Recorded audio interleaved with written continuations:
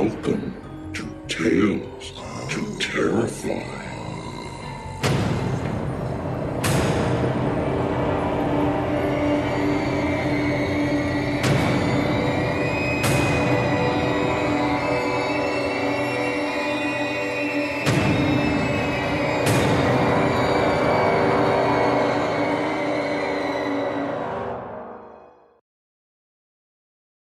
Good evening, children of the night. I am Stephen Kilpatrick, again filling in for Mr. Santaro, keeping these stories coming and making sure that Mahler, the ink-black cat of the Nook, is fed and happy, at least as happy as a cat can be. Come on in, get settled, find something cool to drink, and a comfortable place to settle for a while. This evening we'll have a longer piece weighing in at a shade over 45 minutes, and will be bookended by a poem, on either side, of course. Our poems tonight were written by A.J. Huffman, who is a poet and freelance writer in Daytona Beach, Florida. She has previously published 6 collections of poetry, all available on Amazon.com. She has also published her work in numerous national and international literary journals. Most recently, she has accepted the position as editor for 4 online poetry journals for Kind of a Hurricane Press. Find more about A.J. Huffman, including additional information and links to her work, at her Facebook and Twitter pages. Of course, links will be in the show notes. And here is the first poem, Blended Hearts.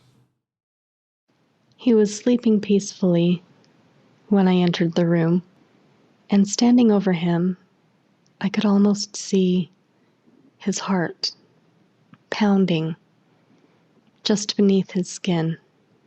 I watched it for a moment or two. Then I cut it out and carried it back to the kitchen. I placed it on top of my own in the mixer and counted.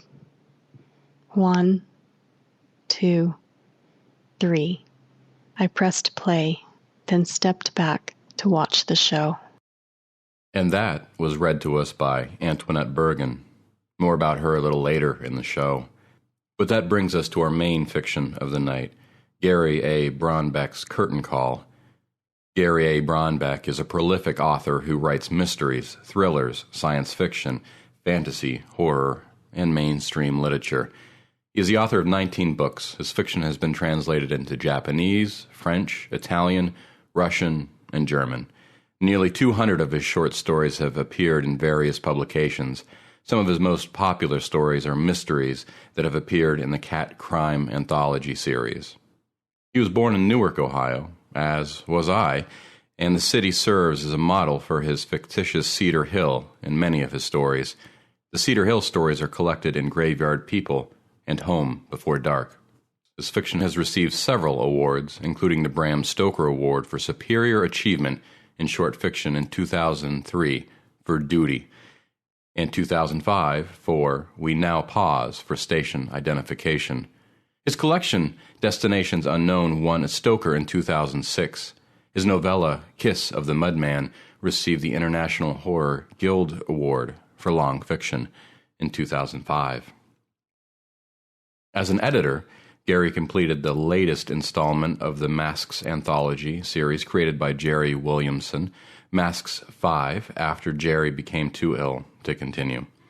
He also served a term as president of the Horror Writers Association. He is married to Lucy Snyder, a science fiction/fantasy writer, and they reside together in Columbus, Ohio. As you listen to his story, Curtain Call, it's easy to imagine that he had the mixed fortune to find himself in a forgotten bookstore in the city's short north, where untamed thesauri roost, forcing their dark synonyms on whoever draws too near. From the unpublished papers of Charles Fort. I have been, for most of my life, a collector of notes on subjects of great diversity, such as deviations from concentricity in the lunar crater Copernicus, to the great creature Melonicus and the super bat upon whose wings it broods over the affairs of man, as well as stationary meteor radiance, the reported growth of hair on the bald head of a mummy, the appearance of purple Englishmen, instances of amphibians and blood raining down from the heavens, apparitions, phantoms, the damned, the excluded, wild talents, new lands, and did the girl swallow the octopus? But my liveliest interest is not so much in things as in the relations of things. I find now, in the twilight of my life, as I pore over the endless data that I have assembled throughout my days, that I think more and more about the alleged pseudo-relations we call coincidences. What if these events, rather than being happenstance, are the final result of great, secret, dark machinations of the universe interacting with the subconscious, to produce an event or events which guide humanity down certain roads certain of its members were destined to take? I am writing now of a brief period I spent in London when I was 36, in the early months of 1912, nearly 10 years before I decided to move there, and of a most singularly peculiar bookshop, its even more peculiar proprietor, and a bit of London theatre history which none before me has ever recorded. I was staying at a very comfortable rooming house in Bedford Place, just around the corner from the British Museum in Great Russell Street. Since my visit to London was solely to search through the museum's vast archives of manuscripts, the location of my rooms could not have been more advantageous for my purposes. On this particular day, kept from my research at the museum by a cryptic note delivered to my room early that morning, I was exploring the narrower, less often-travelled streets of the vicinity, in search of an address which seemed more and more to me a flight of fancy in the mind of whomever had composed the note, when the heavens opened wide, and within moments the rain was pounding down violently. I was in Little Russell Street, just behind the church that fronts the Bloomsbury Way, and there was no way for me to find immediate shelter from the storm. The address written on the note was obviously someone's idea of a joke, for I had been up and down this street no less than 3 times. So why had I not noticed the little bookshop before? It seemed that as soon as the sun was obscured by the rain clouds, the tiny edifice simply appeared out of the rain, set between a baker's and a haberdashery, where before there had been only, I am certain, a cramped alleyway. I shall state here that, despite the path of research my life has been dedicated to, I am not a man who is given to either hallucination or flights of fancy. I neither believe nor disbelieve anything. I have shut myself away from the rocks and wisdom of ages, as well as the so-called great teachers of our time. I closed the front door to Christ and Einstein, and at the back door hold out a welcoming hand to reigns of frogs and lands hidden above the clouds and paths of lost spirits.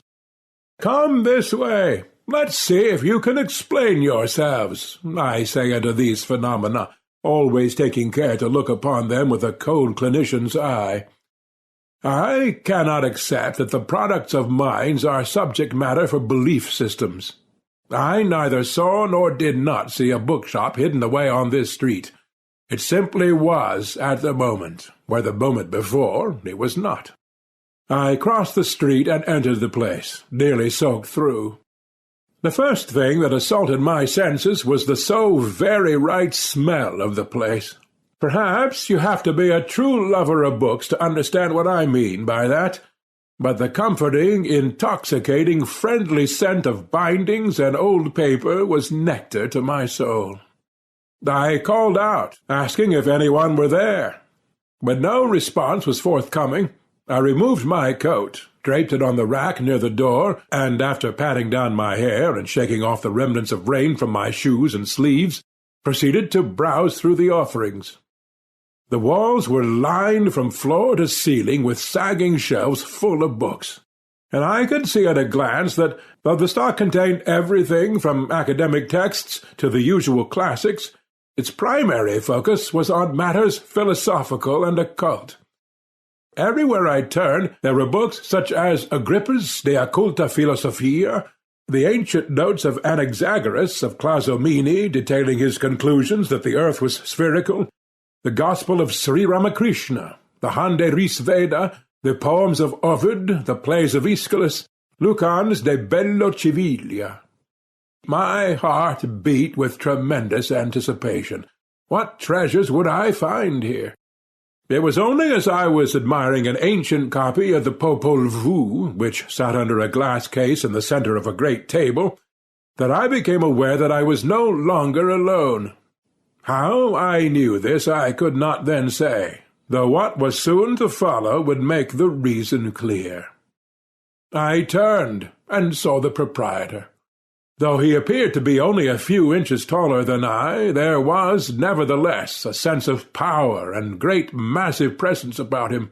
His fierce dark eyes stared out at me from underneath thick eyebrows that met over his knife of a nose. His heavy white moustache drooped down past the corners of his mouth, drawing my attention at once to his red and seemingly swollen lips, which were flagrant and somehow femininely seductive against the glimmer of his face. Though he was obviously an older gentleman, he carried himself with the grace and power of a man 15 years my junior. "Mr. Fort," he said, in a heavily accented, full, rich basso voice the New York Opera would have swooned to have sing upon its stage, "I am so very pleased you were able to accept the invitation." He offered his hand. "It is a great honor to meet a gentleman such as yourself, who shares my interest in matters of data that science has excluded." I shook his hand. His grip was steel. I winced from the great pressure and the pain it sent shooting up my arm. "I beg your pardon," he said, releasing my hand. "I sometimes forget that in my enthusiasm my handshake can be a bit formidable," I said, massaging my fingers. His smile was slow in its appearance, but total in its chilling effectiveness. "What a kind way to put it!" He turned and started toward a door near the back of the shop. "If you'll be kind enough to follow me, sir." I did, though somewhat reluctantly. After all, what did I know of this fellow or his intent? True, in my studies I had come across many strange tales told by sometimes stranger individuals, but at this point in my life at least I rarely had to meet any of these people face to face. Still, I must admit, my curiosity was stronger than either my anxiety or trepidation. I need speak in a bit more detail of the cryptic note which was delivered to my room as I was readying myself for the day's research at the museum. It arrived in a heavy envelope, which contained, aside from the letter itself, several newspaper clippings, which I will summarize momentarily. It read as follows: "My dear Mr. Fort, I know that you have read the enclosed with great interest, but also with your intellectual's eye. Come to the address written below before the noon hour, and I will give you irrefutable proof that these incidents are, indeed, based on fact, and not myth. I urge you to keep this appointment." Below the body of the writing were these words: "Denn die Toten reiten schnell," for the dead travel fast, a line from Burger's Lenore. The letter was signed only A.S. Having read with great delight Mr. Jules Verne's famous novel, I found myself smiling at the thought that I might encounter the fictitious Arne Saknussemm at the end of my own journey. The clippings came from newspapers such as Lloyd's Sunday News, the Brooklyn Eagle, Ottawa Free Press, and the Yorkshire Evening Argus. All of them detailed stories of various bodies which were discovered to have died from massive blood loss. Often the bodies were drained totally of their blood supply. All of the deaths had another fact in common. Each victim, though at first thought to have been the target of a robbery-related assault, was found to have tiny puncture marks near or on a major artery. Sometimes there were more than one pair of these marks. A body found in Chicago had at least 30 such puncture marks on her legs. But in each case saliva was found within these punctures, leading naturally to the conclusion that each of these victims had been killed by mentally disturbed individuals who suffered the delusion of vampirism. My hope is, by now, you will understand why my curiosity overpowered any anxiety I might have been experiencing. The proprietor opened the door and led me down a long stone stairway which emptied out into a surprisingly cavernous basement. Lighting a kerosene lantern, he proceeded to lead me down a slope in the floor to an area which I can only describe to you as being a sort of hidden theatre. There were a few rows of seats, which smelled of old fire, and a raised stage, more than a few of whose boards still bore the black marks of a fire. As I sat where the proprietor directed me, I noticed the insignia of the Lyceum Theatre on the back of the seat in front of me, and realized at once that these seats, as well as portions of the stage before me, had been scavenged from the great fire which destroyed the Lyceum in 1830. That they might have been scavenged from the wreckage of the 1803 fire did not, at the time, seem a possibility to me. The proprietor wandered away into the darkness, the light from the lantern growing smaller and more dim as he made his way through a curtain off to the side. I heard him moving around backstage, then a few squeaking sounds, a cough, and then the curtain fronting the stage rose slowly, to reveal a series of chairs and small podiums, each on different levels, arranged in a manner befitting a dramatic reading, what is often called the Reader's Theatre in America. There was, however, only one person on the stage as the lights came up, and he was neither standing nor seated behind one of the podiums. He was in a wheelchair, down stage center, illuminated by a spotlight from above. His face was half in shadow, even after he raised his head to look out at his audience. I knew, even before he spoke in his watered-down but still musical Irish brogue, that I was in the presence of none other than Abraham, better known as Bram, Stoker. "Mr. Fort," he said, barely above a whisper, "thank you for coming. Have you paper and pen?" "I do," I called from the darkness of the theatre, then produced said items from my jacket pocket. Fortunately, the light from the stage bled forward enough that I could see to make notes. "Excellent," said Mr. Stoker, then wiped at his mouth with a dark-stained handkerchief he clutched in one shaking, palsied hand. I knew, as did many of his admirers, that Stoker had been in seclusion for the last few years. Ill health was rumoured, a rumour which I saw now to be sadly true, though whether or not he was suffering from the final stages of untreated syphilis I had not the medical knowledge to ascertain. I can tell you that the rumoured feeble-mindedness was true, for several times during his narrative did Mr. Stoker begin muttering gibberish for minutes on end, until he would fall into something like a brief trance, from which he would emerge lucid and articulate. "I am a great admirer of your writings," he said from his place on the stage. "You must assemble your articles into a book for publication one day." "That is my intent," I replied, suddenly aware of the single bead of perspiration that was snaking down my spine. "May I suggest, then," said Stoker, "that you call your work The Book of the Damned?" "Why?" He laughed. It was not a pleasant sound. "Because all so-called unnatural phenomena comes from damned places, sir. Speak of damned places, and you speak of places where powerful emotional forces have been penned up. Have you ever been within the walls of a prison, Mr. Fort, where the massed feelings of hatred, deprivation, claustrophobia, and brutalization have seeped into the very stones? One can feel it.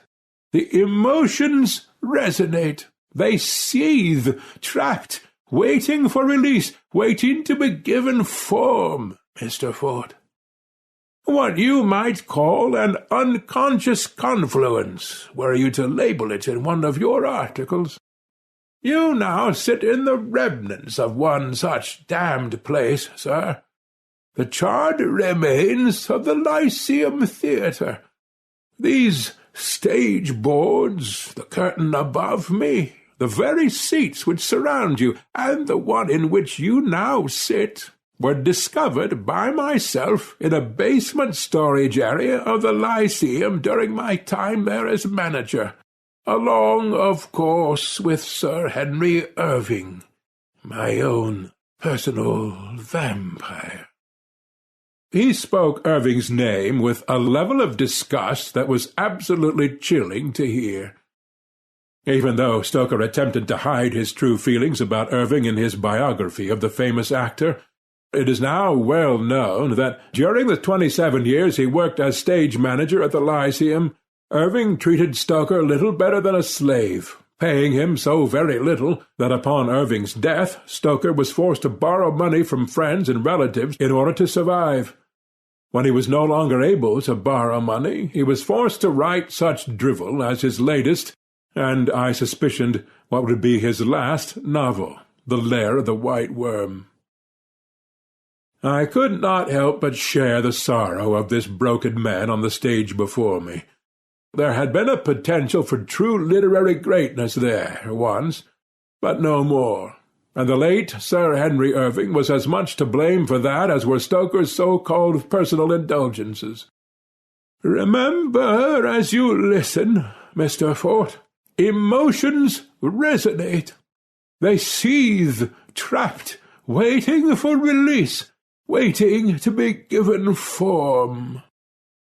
I wrote down his words, though they seemed more the ramblings of mind surrendering to the body sicknesses. Stoker coughed into his handkerchief once again. Even from my place in the audience I could see that he was coughing up blood. His handkerchief was useless to him now. I took my own unused handkerchief from my pocket and rose to approach the stage and give it to him, but was stopped by the appearance of a great, dark wolf by Stoker's side. It wandered on from stage left and seated itself next to his wheelchair. Even sitting on its haunches, it was nearly as tall as he. I had never seen such a magnificent and terrifying creature in all my life. It looked upon me with pitiless eyes that, in the light of the stage, glowed a deep, frightening crimson. I returned the handkerchief to my pocket and took my seat once again. "You'll come to no harm, Mr. Fort," said Stoker, reaching out to rub the fur at the nape of the great wolf's neck. The beast growled contentedly. I thought of a line from Stoker's most famous novel about the children of the night and what sweet music they made. What follows is my transcription of Stoker's narrative. I have taken the liberty of removing the sometimes prolonged pauses he took between words, as well as excising those instances where his crumbling mind led him down rambling paths of incomprehensibility. I ask only that you remember this was a man who could have achieved true literary greatness, but who is now only remembered as the author of that dreadful vampire book. Even now I still sorrow at the thought of what might have been, had fate been kinder to him. The narrative of Abraham Bram Stoker, as told to Charles Fort, Little Russell Street, London, 1912. I was born in Dublin in 1847, one of 7 children. Though I was a very sickly child, I was none the less my mother's favourite. During those years I spent in my sick-bed, my mother tended to me with great and loving care. Having fostered a lifelong fascination with stories of the macabre, she entertained me with countless Irish ghost stories, the worst kind there is, I should add.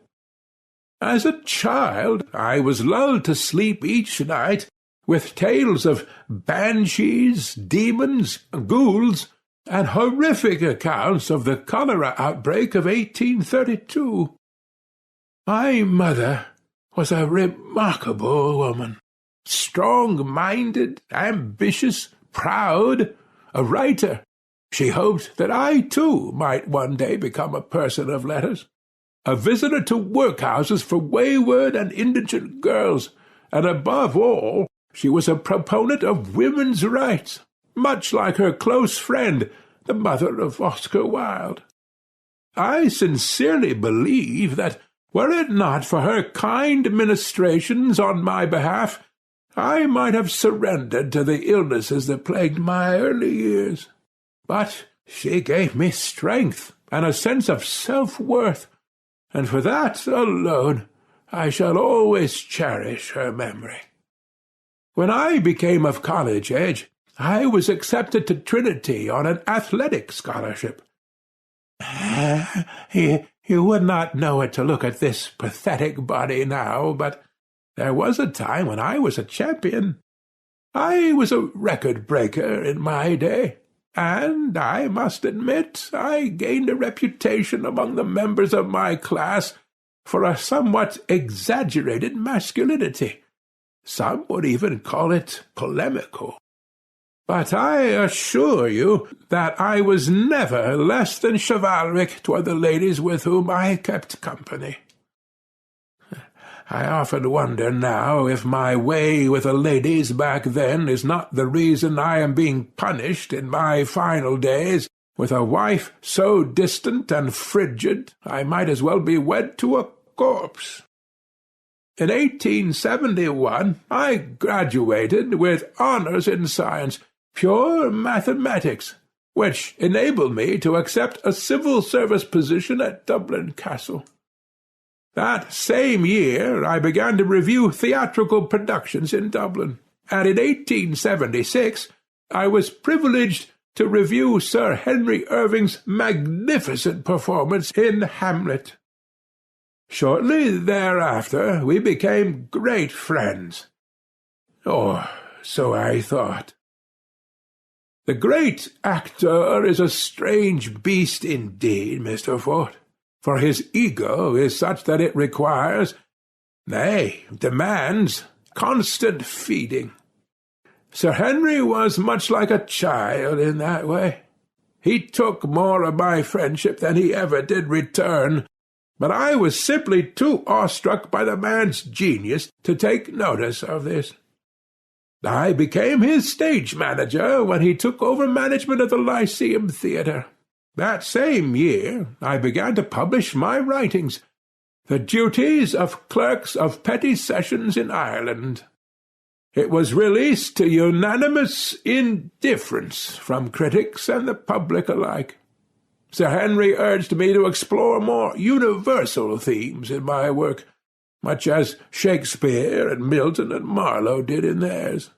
The man was simply hoping that his lapdog assistant would perhaps compose a play in which he might once again take centre stage and be the focus of attention. But I digress. I served Sir Henry well and loyally over the years. His opinion of my writing remained, as always, dismissive, until I wrote Dracula. On this he at last expressed an opinion. "It is absolute pandering rubbish," he said. Still, in reward for my many years of service and friendship to him, he agreed to allow me to stage a dramatic reading of the novel before its release from the publisher. The novel was, as I'm sure you know, quite dense, and so several long, sleepless editing sessions were required in order to make the work an acceptable length for theatrical presentation. During this period, in the latter part of 1896, I insisted on being able to rehearse with a cast so as to determine the success of my editing process. Sir Henry would not allow his personal company of actors to be inconvenienced, his word, with a work in progress, and so he left it up to me to assemble a cast of unknowns with whom to rehearse the piece. It took me several weeks, but at last I had my cast, with the exception of an acceptable actor to portray Abraham von Helsing. But I shall come to that. You need to understand that during this period of intense concentration, the character of Count Dracula became even more alive to me than he was during the years of research it took to create him and write the novel. He was so alive to me, in fact, that I often found myself talking with him as I would stagger home nights after hours of emotionally draining rehearsal. "My dear Count," I would say, "have I lost all perspective where you are concerned?" I did this to relieve my anxiety. If the novel were not reduced to an acceptable 3-hour theatrical entertainment, Sir Henry made it quite clear to me that he would not permit me to present the work to the public, not in his precious theatre. And so the Count became my constant companion, sir, my father-confessor, my only true friend. I began to realize that the only way for the work to be made right, it was necessary for me to make the cast believe in the Count as fiercely as I did. I spoke to them one night of my imaginary conversations with the Count, and though they were at first amused, they came to understand that my dedication to the project was unflappable. I have to say they were far more accommodating to me than Sir Henry's personal players would ever be with him. Being unknowns, there were no egos to soothe or feed. Until the last rehearsal, it was the purest, most enjoyable theatrical experience of my life. Soon all the cast were holding conversations with the Count. I recall encountering the actress who portrayed Mina Murray one night during a break in the rehearsal. I found her off stage left, sitting with her book, eyes closed, whispering, "Why does someone as remarkable as you, dear Count, have to be so very, very wicked?" It moved me, sir, to hear that, and not only from her, but from all of the cast members. Oh, the stories I could tell you of the recountings of their conversations with the Count. They came to believe in his existence as much as I. Remember, emotions resonate. They seethe, trapped, waiting for release, waiting to be given form. The deadline for my final draft of the performance text was rapidly approaching, and still I had not found an actor who I felt would adequately convey the sense of Van Helsing. It may seem a somewhat selfish point, but the other actors had so refined their vocal interpretations of my characters, had given them such life, that to bring in an actor who would be less than their equal would have been an insult to them. Then, one evening, after having ended rehearsal early, I found myself in this area of Little Russell Street, and came upon this very bookshop. As I wandered among its many volumes, the proprietor took me aside and asked, "Are you Bram Stoker, author of After Sunset?" "I am," I replied, seeing with some delight that he held a well-read copy of that very short story collection in his hands. "I am a great admirer of your stories," he said, offering the book to me, "and I would be honored if you would inscribe my copy." I took the book from him with thanks, and proceeded to uncap the pen he offered. But somehow I managed to cut the tip of my thumb in the process. I bled a little upon the first page, not enough to ruin it, but enough that it could not be easily or neatly wiped away. "Oh, please do not worry yourself," said the proprietor to me as I signed my name to the title. "It can be taken care of." After I returned the volume to him, he took it behind the counter and knelt down behind a shelf of books. A few moments later he emerged and showed me, much to my surprise, that the blood had been successfully removed from the title paper. I noticed, but did not think much of, his licking his lips several times after emerging from behind the counter. "I must say, Mr. Stoker, that I am greatly anticipating the release of your new novel." "You may be one of the few persons in England who is," I replied, and we shared a jovial laugh at my remark. Something about him seemed terribly familiar to me, and as I listened to his voice with its weary, sand-like quality, I came to realize that I was looking at my Van Helsing. I proceeded to tell the proprietor of my problem, and asked him if he would be willing to read the part of Van Helsing for my presentation to Sir Henry at the end of the week. He was deeply flattered, and of course accepted my offer. When the time came for the rehearsal, I found him outside the theatre, nervously pacing by the performer's entrance. "My dear fellow, we are all waiting," I said. When he said nothing in reply, I opened the door wider and said, "Please, come in and join us." He did so, and the rehearsal began. It was the most magnificent reading of the novel I have ever witnessed. He captured not only Van Helsing's weariness, but his near-mad drive to destroy Dracula as well. His performance was a prism of compassion, fury, weariness, dedication, sadness, and strength. When it came time for his "This So Sad Hour" speech, he had us all transfixed. He was Van Helsing.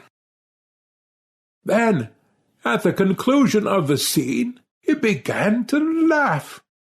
It was the sound of an ancient crypt door being wrenched open. The spell was immediately broken. "My dear fellow," I said to him, "may I inquire what you find so humorous about this very tragic scene?" "That you see it as tragic at all is what amuses me," he replied, only this time his voice was not that of either Van Helsing or the sandy-voiced proprietor I had met at the bookshop the previous day. It was the voice of Count Dracula, not only as I had heard it in my imaginary conversations with him, but as the others in the cast had heard it as well.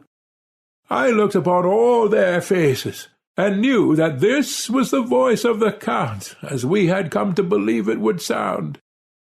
"Speak of damned places, Mr. Fort, and you speak on some level of belief. Emotions resonate, electrons dance, equations collapse, and are replaced by newer, equally possible equations. Call it the collective unconscious, or the hive mind of the masses, but the emotional charge had built and surged down the cumulative lines of our psyche, and found not only focus, but form.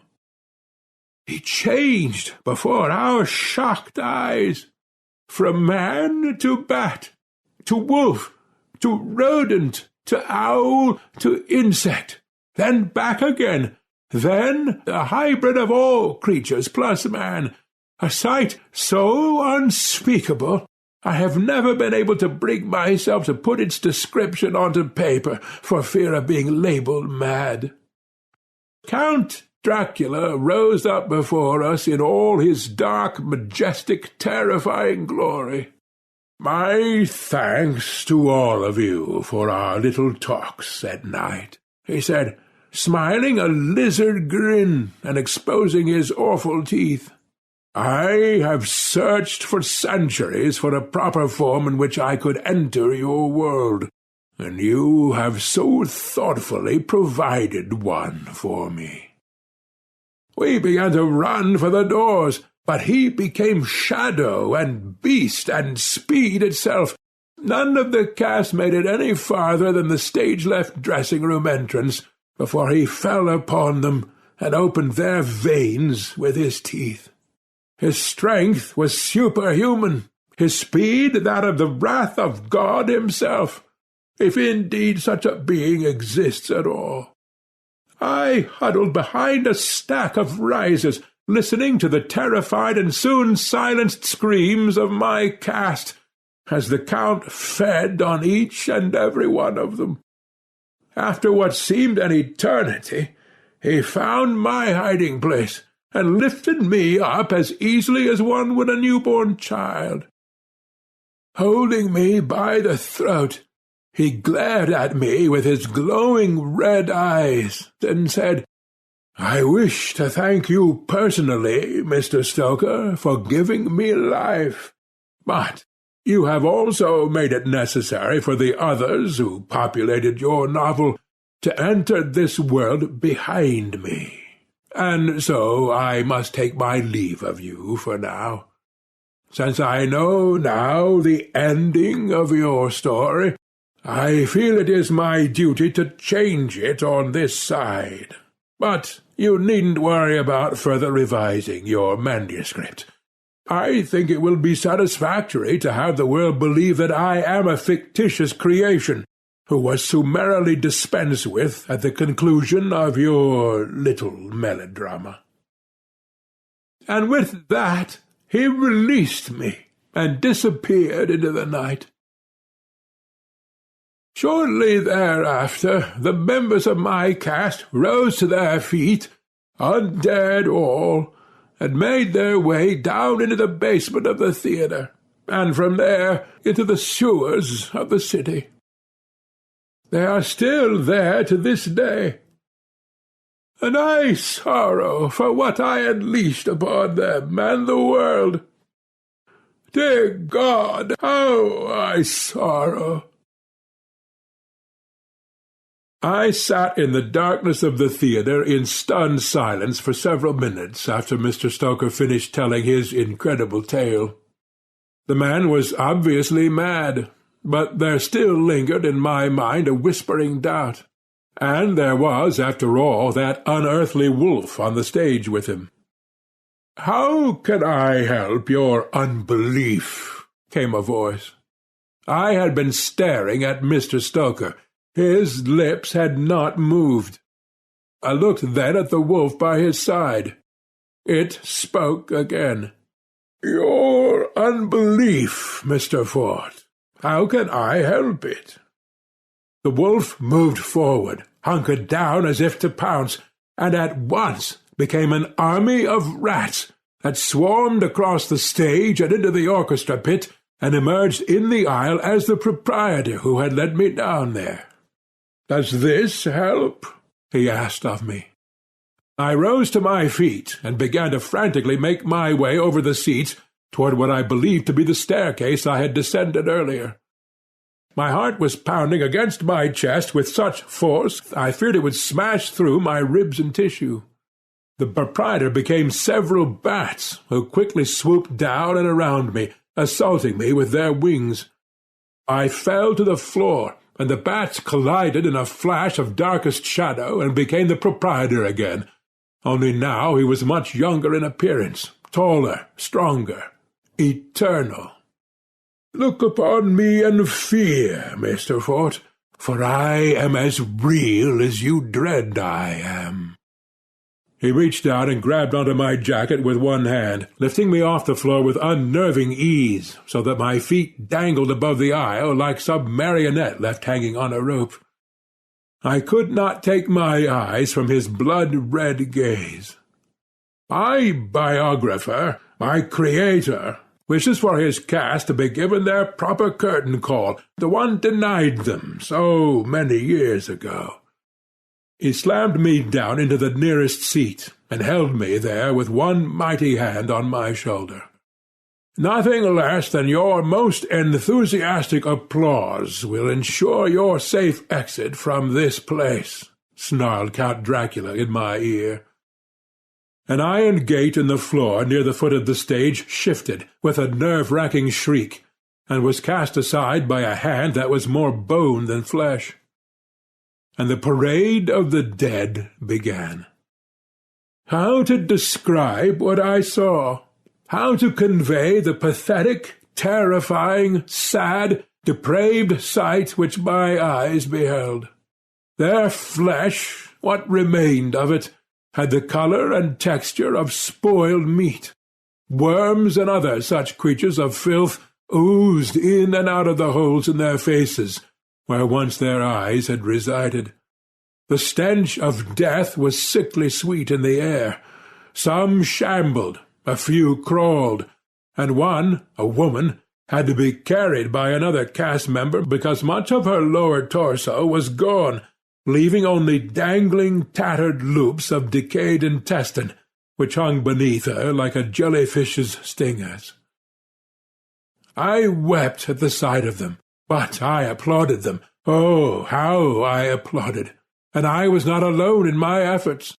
Surrounding me, each of them as decayed and pathetic as the sad creatures who were assembling on the stage before us, were all the characters from Stoker's novel, all of them flesh and blood, all of them, thanks to the Count's actions, now equally undead. Here was Mina Murray and Jonathan Harker. There was Dr. Seward and Lucy, Lord Godalming and Quincy, and every last character from the novel who had participated in Dracula's destruction. Only now they were the destroyed ones, even the great Abraham von Helsing. All undead and applauding those whose portrayals and belief had brought them into this world and given them life, albeit briefly. I became aware of several women, clothed in white, encircling me, as I continued to applaud and the cast to take their individual bows. The brides of Dracula surrounded me, caressed me, touched me with their lips and hands. My temperature rose in depraved want for them, and I applauded all the harder for it. "My cast!" intoned Stoker from the stage, gesturing to each member of his troupe. "My fine cast, my dear friends!" Dracula smiled and wiped something from one of his eyes. Looking at me, he smiled his awful bloody grin and said, "I am moved. Are you not the same?" "I am," I said, quite dizzy. The applause from the audience grew deafening. Dracula parted his arms and became a giant man-bat thing with slick flesh. He flew above stage and proceeded to land gracefully in the centre of the players. "Let my brides pleasure you, Mr. Fort," he bellowed above the noise in a voice part human and part beast, "and worry not, for they will not feed on you. You are my messenger now. Leave here and tell the world, if you have the courage, that I am real, and that as long as men read my story, I shall never die. With the coming years and centuries, my story will be read by thousands, millions more, and each time the book is opened, each time a page is turned, I grow stronger and more eternal. Tell this to the world, sir, if you dare, for in the centuries to come my followers will grow. They will read of me, go forth and multiply, and there will come a night when the entire earth will awaken and pull in the sweet damned breath of the undead. And then I will be as I should have been from the very beginning, the true Prince of Night, the king of my kind. Go then, and tell them, if you dare." One of his brides fell on her knees before me, whilst another began to tear at my shirt. The applause swelled as Dracula himself took a bow, and then I fell down into a dizzying pit of desire and darkness. When I regained consciousness, I found myself outside the Lyceum Theatre, some good distance from where I was staying. I cannot say for certain how I came to arrive safely back at my rooms at Bedford Place, only that I did find my way back there, and was at once taken by the arm and led to an office, where I was given a stiff drink of whiskey, while a constable was called to take my statement. Robbery and assault was the official explanation for my condition. I saw no reason to argue their conclusion. The next day, no fewer than 3 bodies were discovered around London, the blood drained from their veins. The next day, I discovered reports of several other deaths in Canada, the United States, and Germany. I returned home soon after, and for the rest of my life continued to gather such stories of bloodless bodies. I am now an old man, and my time is short. It has taken me a lifetime to muster the courage to set this tale to paper. Whether or not you choose to believe this is a matter between you and your conscience. I can no longer say I neither believe nor disbelieve nothing. Belief or unbelief, the dark forces of the universe will have their way, regardless. At my window last night I beheld the countenance of Mr. Bram Stoker, himself among the undead now. Beside him was his creation, the Count, and in his eyes was a promise. Soon. I fear I may not be alive come morning. Not that I would have lived that much longer anyway. So I take my leave of you. Do with this recounting what you will. The night is nearly upon us. An article in yesterday's New Yorker listed Dracula as one of the best-selling books of all time. To this date, it is estimated that somewhere around 5 million copies in 20 different languages have been sold. So many readers, so many pages turned, and he grows stronger with each word read. "There will come a night," he said. "I fear it may be sooner than we think. I shall lay down my head for the last time now. God go with you in all the damned places that you walk. Soon such places will be all there are." Charles Fort, The Bronx, May 3rd, 1942. That was Curtain Call, read for us by the one and only Bob Neufeld. As talented as a collection of narrators Tales to Terrify has, I think Mr. Neufeld had the perfect voice for such a story. Thank you. Bob Neufeld's first recording for Tales to Terrify were 2 Carnacki stories.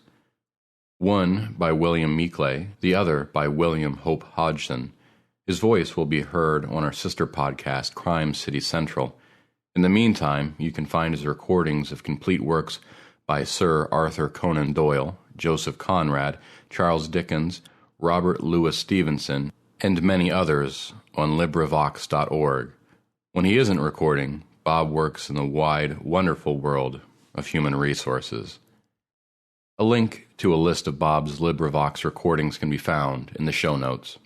Bob recently recorded H.P. Lovecraft's entire At the Mountains of Madness for Tales to Terrify.